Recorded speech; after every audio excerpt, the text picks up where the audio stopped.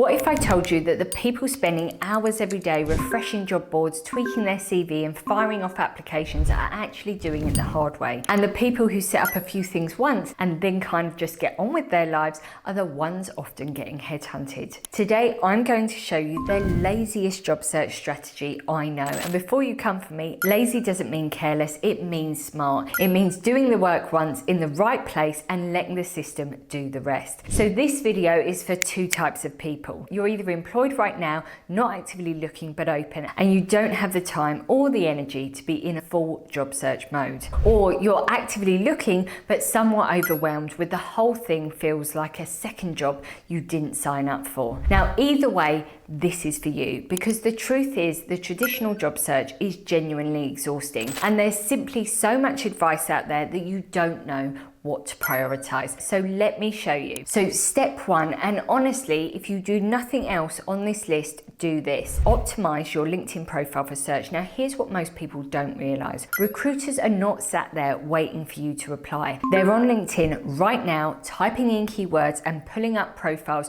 of people who match what their client needs. Now, if your profile isn't showing up in these searches, well, you won't be getting any recruiter calls. So what does LinkedIn SEO actually mean? Well, when a recruiter opens LinkedIn Recruiter, the paid version headhunters actually use, they're not scrolling, they're filtering, and there are 4 filters I used to use for every single one of my searches. So that was job titles, location, industry, and keywords. That's it, 4 filters.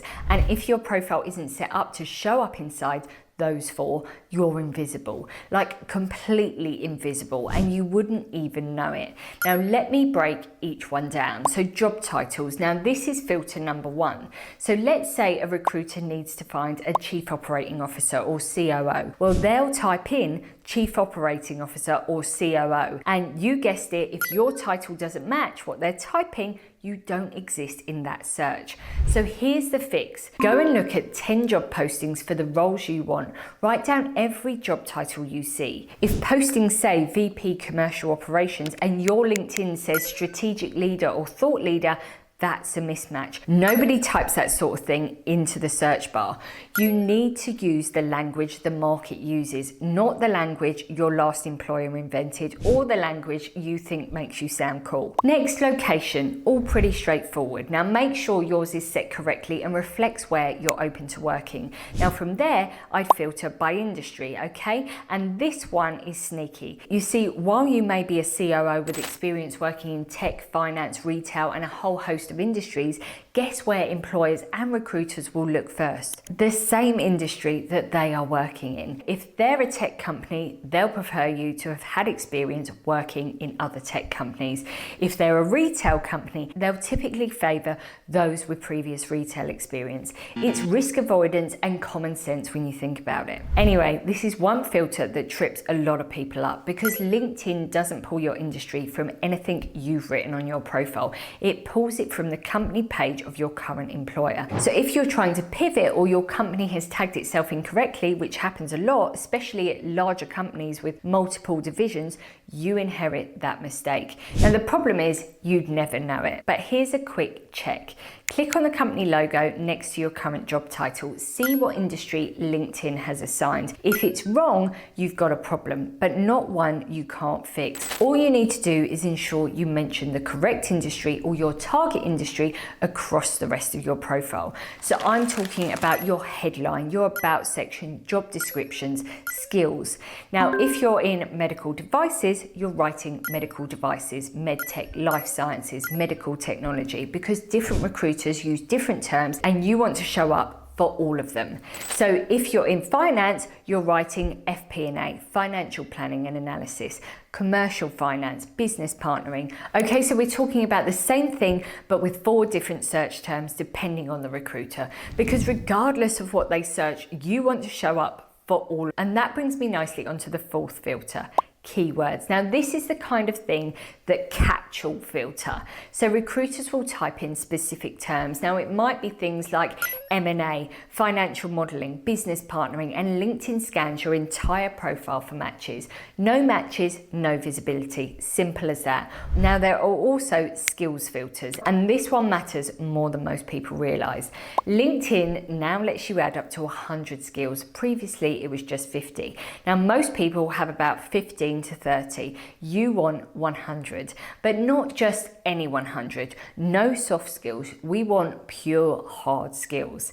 Because again, no recruiter in their right mind is ever searching for communication or leadership skills. Of course, you'll need to have those things, but what you want are specific searchable competencies. The fact that you've led an acquisition, that you have tender management experience, the stuff that a recruiter would actually type when they need a very specific capability. Think about it for a second. When a recruiter has hundreds of matching profiles and needs to narrow things down, what might they search? Again, if you're in finance, it might be things like FP&A, M&A integration, financial modeling. And if those things don't show up in your skills section, you can easily get overlooked. Now, this is why filling all 100 available skills slots matters.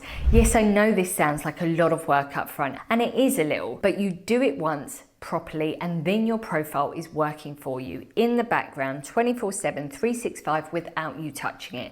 That is the definition of lazy smart. Okay, so step 2, same principle, different platforms. Once your resume is properly optimized, and I mean really done well, following the same principles we've covered when talking about LinkedIn, I want you to upload it to all major job boards. So we're talking Indeed, ZipRecruiter, Monster, Career Builder, and if you work in tech, add Dice to that list too. Now, here's the thing most people get wrong about job boards. They go there to scroll, to search, to apply. That's not what we're doing here. What I want you to do instead is upload your resume and make it searchable, because recruiters pay to search those databases too. They'll type in their keywords, your resume surfaces, they reach out, and suddenly opportunities are coming to you rather than the other way around. Now, one thing worth mentioning, especially if you're currently employed and just casually open to the right thing, most of these platforms let you control your visibility settings so you can be fully searchable to recruiters without your profile being publicly visible to just anyone, including your current employer. So don't let that put you off. Now, just go in, adjust the settings, and make sure you're visible to the right people. Now, I do want to be upfront with you here, because I'm not going to pretend that this is a perfect strategy. A tailored resume, one written specifically for a role, will always outperform a master resume. And I mean always. But here's the trade-off. This isn't about perfection. This is about being findable passively while you get on with your life. Like with the LinkedIn game plan, you put in the upfront work once, you build a strong keyword-rich master resume that represents you well. You upload it, you set your visibility, and then you leave it there working for you in the background. No constant tweaking, no rewriting it every week, no applying. Just set it, leave it, done. Okay, now step 3, and this one might surprise you. Content. Now, I know I can already see some of you reaching for that skip button because you're thinking, Lucy, I came here for a lazy strategy and now you're telling me to make content. But stick with me, because I promise this is not what you think it is. I'm not telling you to become an influencer. What I'm telling you is this: the hiring managers, the decision makers, the recruiters you want to get in front of, they're on LinkedIn. Every day scrolling through their feed. And if you're in their feed, consistently sharing insights, talking about your industry, demonstrating that you know your stuff, you're already warm in their mind when a suitable role crosses their desk. Yes, before they've even seen a single application. So here's how you do this without it taking over your life. So use AI to do the heavy lifting on the content side. Tools like ChatGPT or Claude, and then use a scheduling tool like Buffer to automate the posting. Now, Buffer is awesome, by the way. It's got a free plan where you can schedule up to 2 to 3 weeks of content, all completely free, depending on how often you post. Now, I know the first question that comes up here is always, is, but what do I actually post? So I'm going to answer that right now because I don't want that to be the thing that stops you, okay? So I've built a master prompt, basically a set of instructions you give to your AI tool of choice. You fill in the placeholders, so things like your current role, your target role, your sector, your key skills, and from that, it generates a full 4-week LinkedIn content plan, 3 complete posts written in your tone, and a list of keywords you should be weaving into everything you put out. Now, you're not writing from a blank page, you're editing, tweaking, making it sound like you. I'll drop the prompt in the description so you can just grab it and go. Easy work. So 3 to 5 posts a week, schedule, done. AI handles the ideas, Buffer handles the timing, the algorithm does the distribution, particularly if you hang around and follow my bonus trick at the end. It takes literally 2 minutes and can get hundreds of people viewing your profile every time you do it. Again, super lazy and super smart at the same time. You just show up, hit schedule, and let the system do the rest. But for now, step 4, and this one is criminally underused. Connect with niche headhunters in your space. Not every recruiter, not the ones carpet bombing LinkedIn with generic messages.